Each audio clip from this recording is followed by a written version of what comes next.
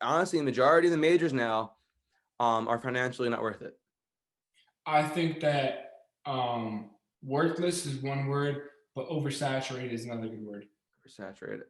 Only You're right. They're not because worthless because information is not worthless, but they're not on a monetary basis. They're not worth the price you're paying yeah, exactly. Right? You have an for oversaturated return. market. Your ROI, return on investment, is not there. Yeah, exactly. You have like a oversaturated market. You have individuals who are. You have the entire country going to school to pursue like a I don't know, business degree or something like that. And it's like you can get that degree, but going to class is the bare minimum. You're not going to get anywhere because everyone, this guy's studying business, this guy's studying business, that guy's studying business, and it's like studying business. That's the bare minimum. Go to class. That's the bare minimum. You get the internship.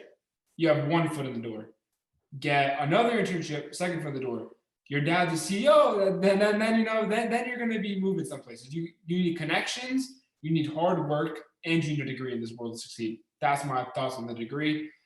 But as you write, worthless degrees, you have a lot of stuff. I'm not going to be just based on liberal stuff like gender studies, but in reality, that is a worthless degree. Gender studies, you have other degrees like philosophy. Like philosophy is good, You can but learn that without college. You don't need college for philosophy. yeah, take a course, take a couple courses in it, but don't have a major in philosophy. Don't be some kind of thinker who sits like this the entire day. I personally think it's not as powerful. Yeah, I would agree with that. It's like return on investment. What's your time worth? Everyone has to realize their time's valuable and your time is limited. And it's kind of like the idea of capitalism, that there's infinite demand and limited resources, and that's the same with your time. And if you're going to get a degree that's oversaturated or that you can learn on your own, it doesn't really make sense it doesn't make sense. Like, why would you buy something that's gonna give you negative returns? It doesn't really make sense. Like I'm a MIS major.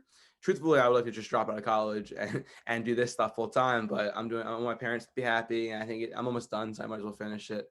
But also MIS, if I had to go in that career, that field, it's worth it. The payoff, it's usually a few years to get off your student debt. It's not bad.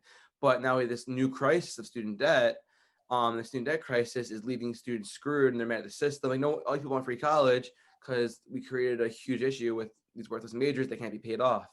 What's your view on the student debt crisis and solutions?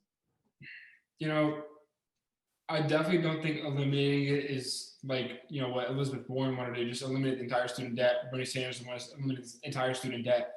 I don't think that that's going to help at all because A, that loses responsibility for individuals, but B, I just don't think it's going to help us economically. It could be a lot of money, $10 trillion. That was the plan.